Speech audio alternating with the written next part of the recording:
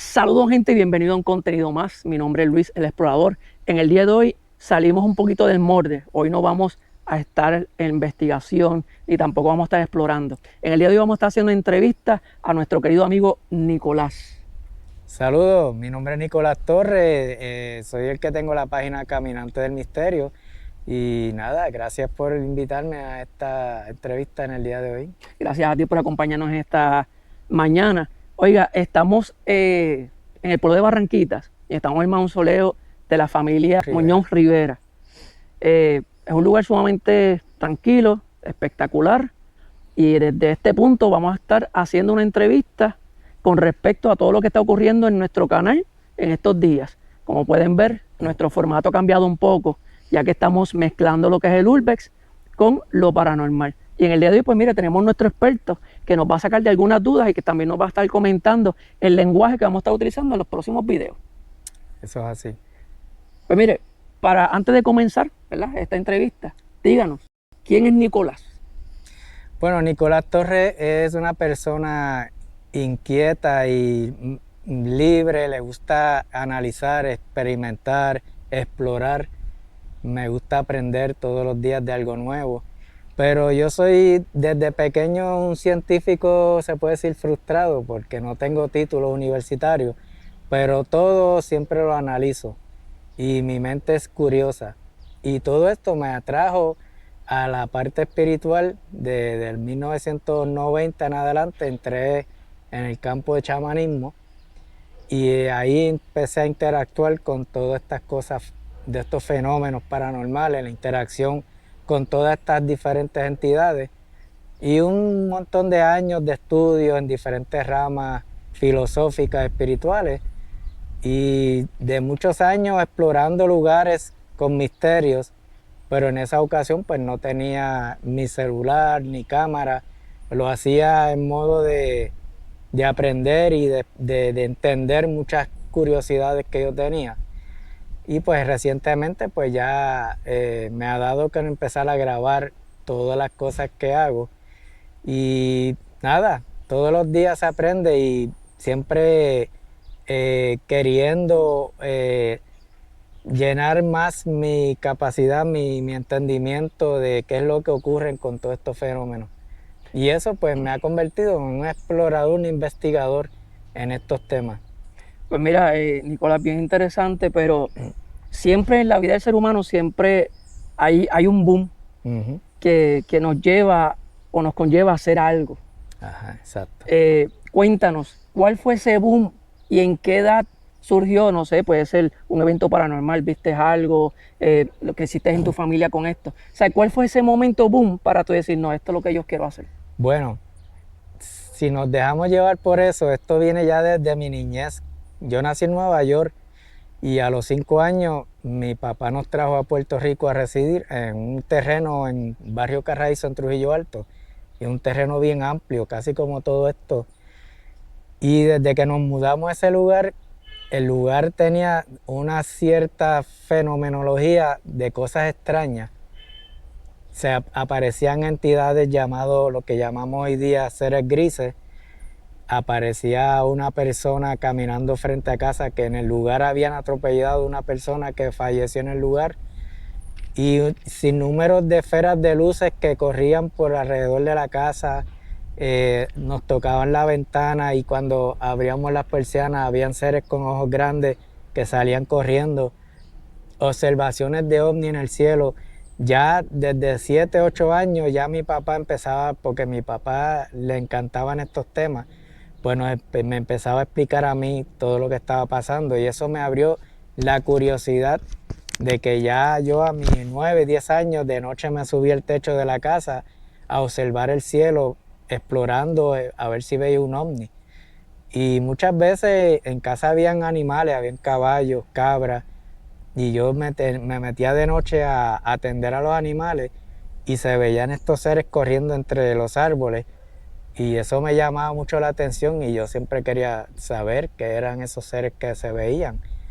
Hasta que un día a mi madrastra se le aparecieron dos de estos seres dentro de la casa y ella era evangélica, ella no creía en nada de esto y nos contó lo que vio Y de ahí en adelante yo dije, no, yo tengo que seguir aprendiendo qué es esto. Y ese fue el punto, yo te diría, que me hizo tener esta curiosidad de aprender sobre este fenómeno. Usted en algún momento, cuéntenos aquí en las cámaras, ¿usted ha sentido que alguna entidad de la que usted ha visto o lo que usted ha sentido ha tratado de comunicarse con usted? Sí, en muchas ocasiones sutilmente se comunican. En una ocasión, cuando estoy hablando hace 15 años atrás aproximadamente, que yo vivía solo en ese entonces, hubo una manifestación de un espíritu de una mujer que se me apareció en mi casa. Entonces, de manera que fue, yo estaba recostado y me habló en el oído, y cuando yo me siento en la cama, sorprendido porque fue tan claro, la ropa del closet se movió como si alguien se hubiera metido entre el closet, y ahí yo me levanto y enciendo la luz y no veo nada. De ahí en esos días seguí escuchando voces como de una mujer tratando de comunicarse conmigo, hasta que llegó un momento dado en que le dije que si necesitaba luz, y entendí que sí. Con un péndulo le hice las preguntas y me indicó que sí a través del péndulo, y pues yo le hice una ceremonia con sus velas y la honré y le di una luz para que pudiera trascender y todo eso. Y van varias veces que en los Spirit Box, en las grabaciones o en persona, me surgen cosas que he estado investigando y después me empiezan a aparecer me hablan de una persona que falleció en el lugar con un nombre, y me sigue saliendo el nombre de la persona en diferentes cosas. Abro una revista, me sale el nombre, abro el Facebook, me sale un nombre, y ahí yo entiendo que hay una entidad con ese nombre que está tratando de comunicarse conmigo.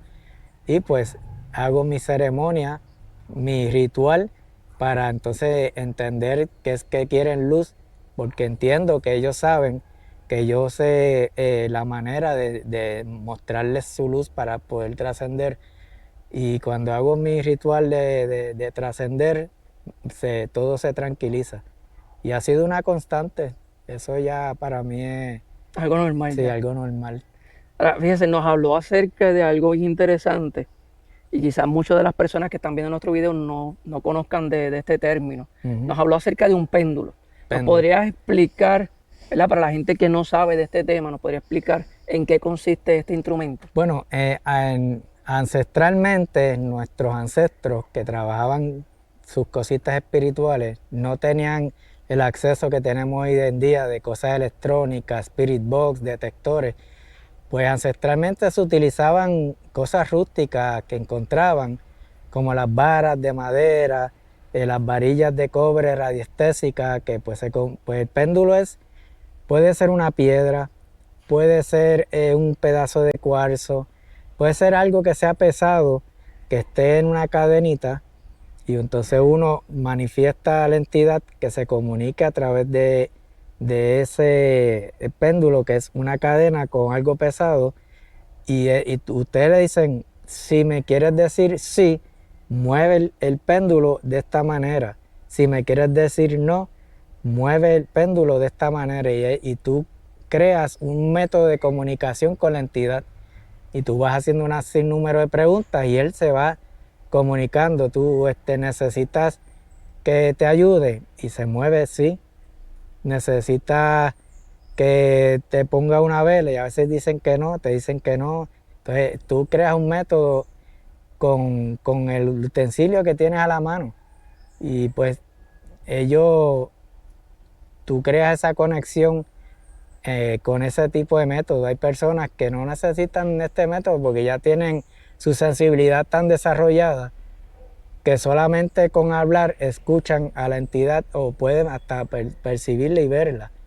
Pero cuando ya todavía uno tiene esas sensaciones, ese sentido tan desarrollado, pues acudimos entonces a estos artículos para poder tener esa comunicación con esas entidades.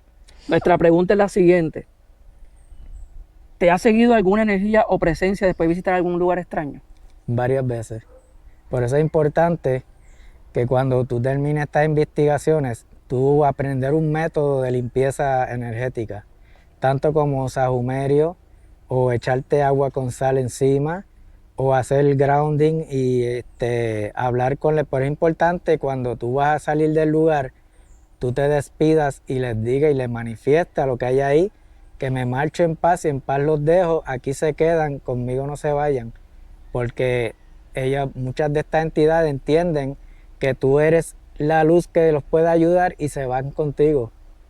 Y tienden a manifestarse después en su casa y tú te asustas porque ¿qué pasó? Desde que entré a ese sitio están pasando cosas aquí y es que esas entidades a veces pues se sienten atraídas por ti o eres una persona que tienes un poquito de problemas emocionales y eso le sirve de alimento a otras entidades y por eso es bien importante cuando salgas de estos lugares hacerte una buena limpia, como dicen en muchas ramas espirituales, tanto con sahumerio, bañarte con agua de sal, caminar descalzo, descargar todo eso en el lugar y despedirte, que es bien importante del lugar, no guardar las cámaras y adiós, vámonos, porque tú tienes que manifestarle a ellos que se tienen que quedar, que no se pueden ir contigo.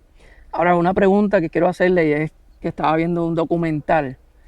¿Estas entidades se pueden apoderar o se pueden pegar a algún objeto?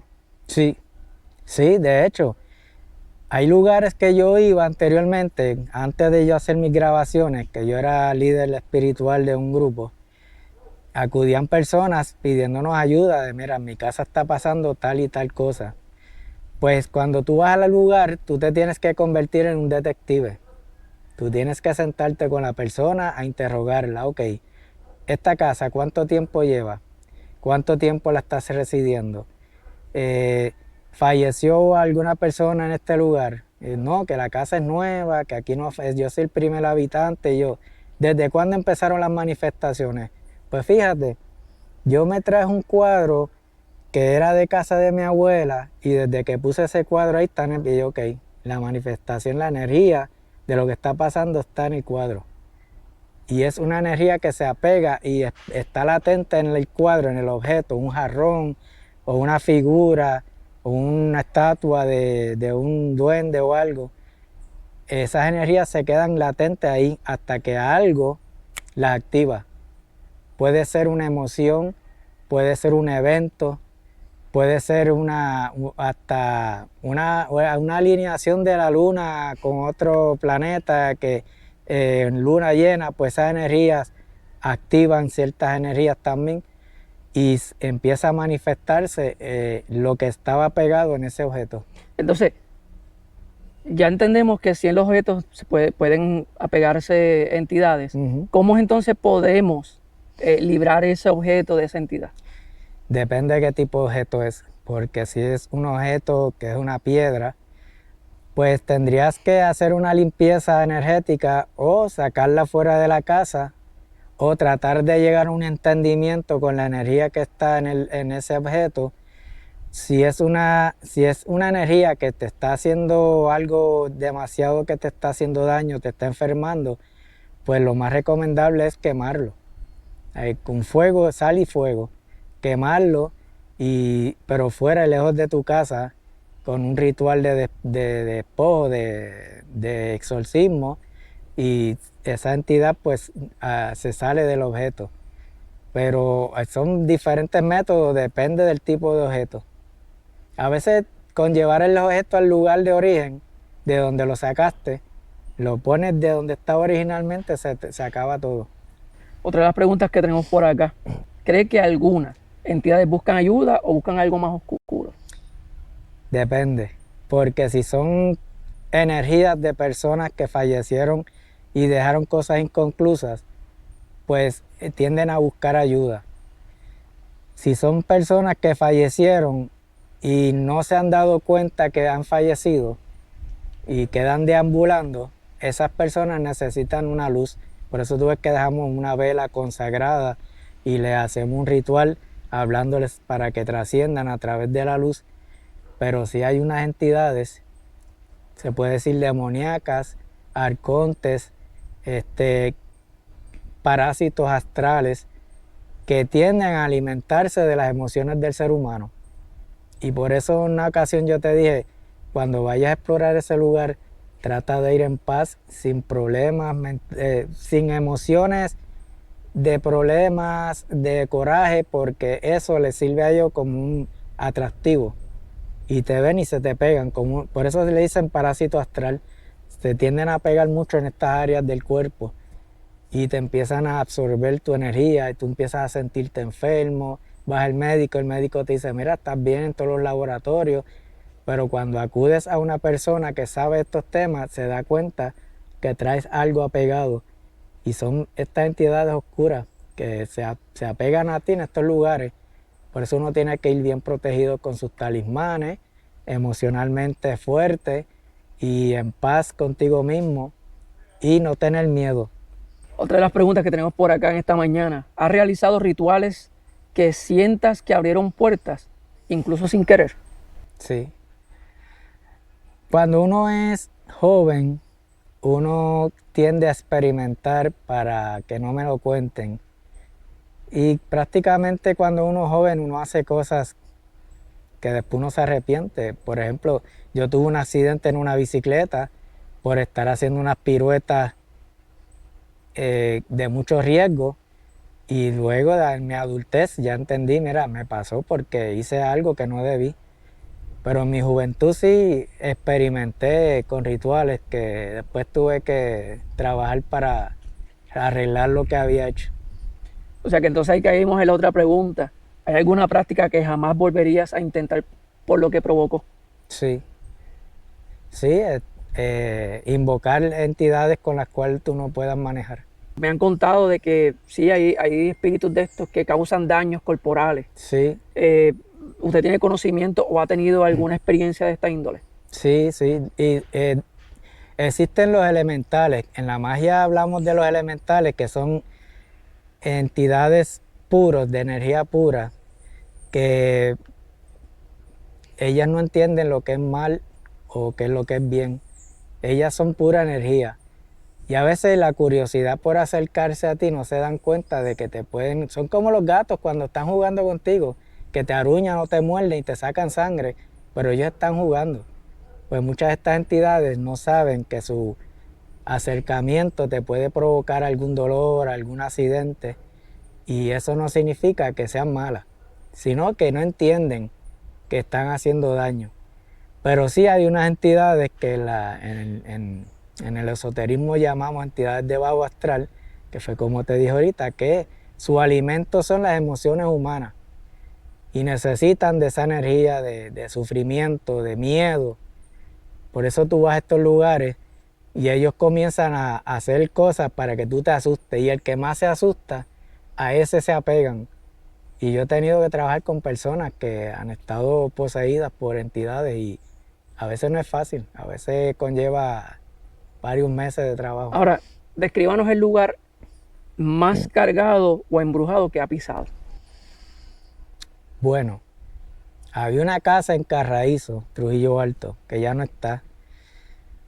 Esa casa estaba cerca de la carretera que da hacia la represa de Carraízo. Y esa casa, yo no entré en ese momento a explorar. Entramos por curiosidad, dos amigos míos y yo. Y lo que percibimos, la entidad que percibimos en el lugar, yo sentí un miedo como de nene chiquito. Yo tenía como 20, 21 años. Tú sales corriendo y tú piensas que lo que está ahí está detrás de ti y te hace correr, correr, correr de tal manera que es un miedo indescriptible, tú sabes. Esa casa, yo te digo, es la única que me ha dado miedo en todas las que yo he entrado.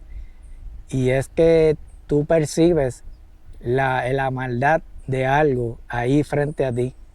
Y esa casa lo tenía. Okay, entonces, hablando un poquito acerca de esta casa, tenemos conocimiento de que usted visitó hace poco la casa Tanairí. Ajá. Yo visité esa casa y ya que usted no pudo ir hasta el último piso, que era donde estaba lo heavy, como uno dice por ahí, Este, simplemente con entrar en esa casa, yo quiero saber de parte suya, ¿qué usted sintió al entrar simplemente a la casa? Yo ahí no sentí maldad, yo sentí tristeza y traición. De hecho, en el Spirit Box, una de las frases que sale es sobornar. Y entiendo que el dueño anterior, el hacendado de ese lugar, sobornaba. Y sentí que en el entorno familiar hubo mucha traición y hubo mucho maltrato. Y esa energía yo la percibí en el lugar.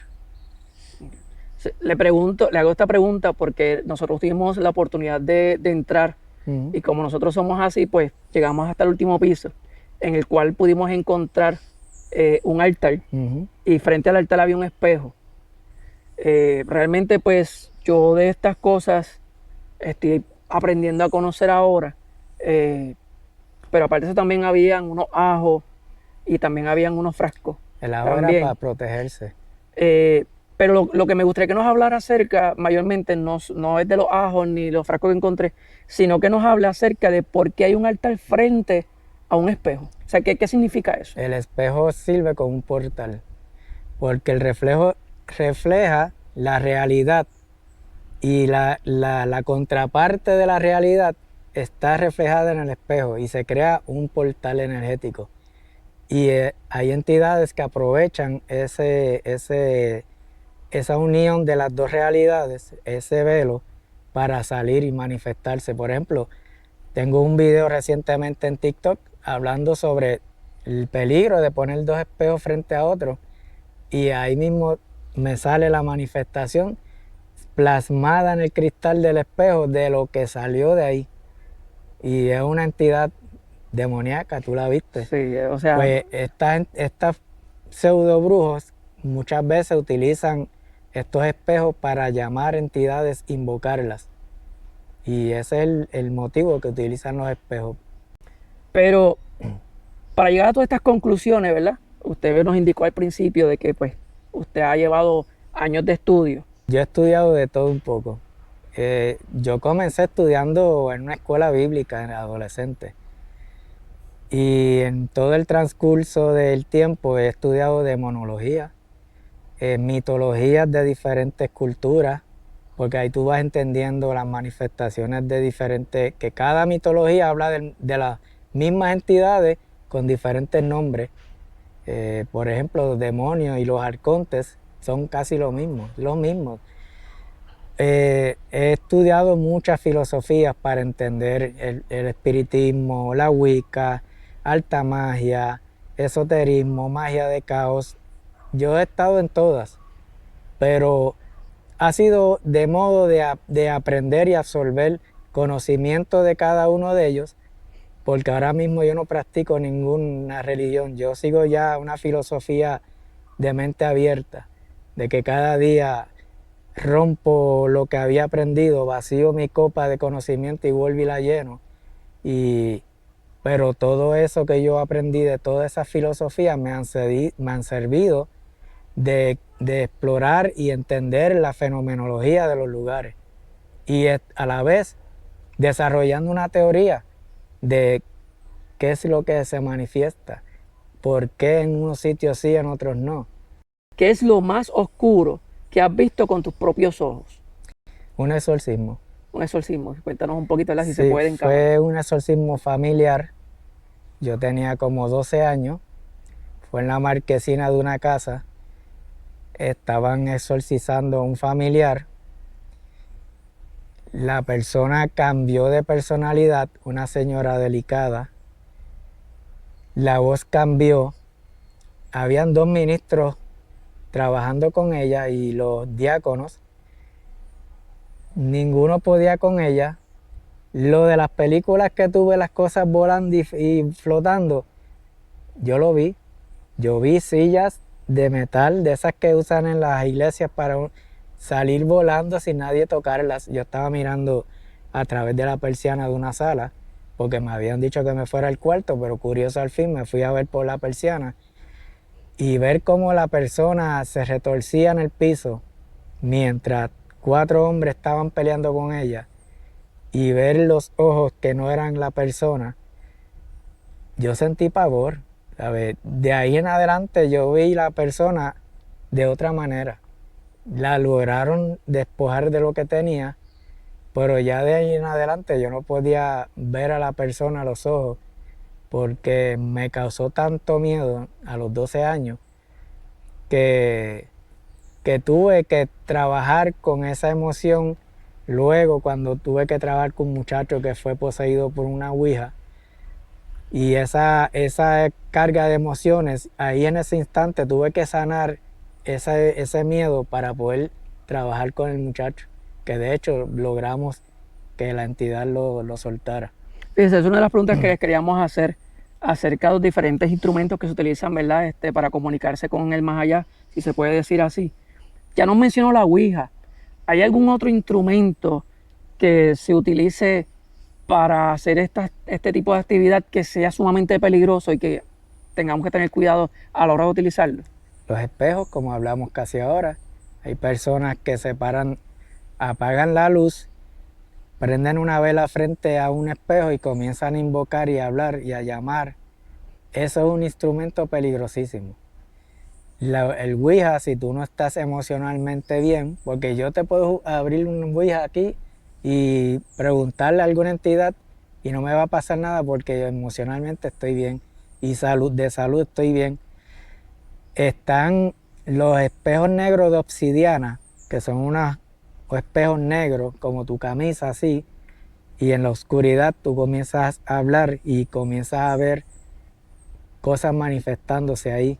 Están las esferas de cristal, que se ven mucho en las películas, las gitanas, con la bola de cristal, pero eso tiene una trascendencia y tiene una realidad, que cuando tú entras en ese estado de trance, tú comienzas a ver cosas a través de esa esfera de cristal, porque volvemos, el cristal, el reflejo crea un portal para estas entidades.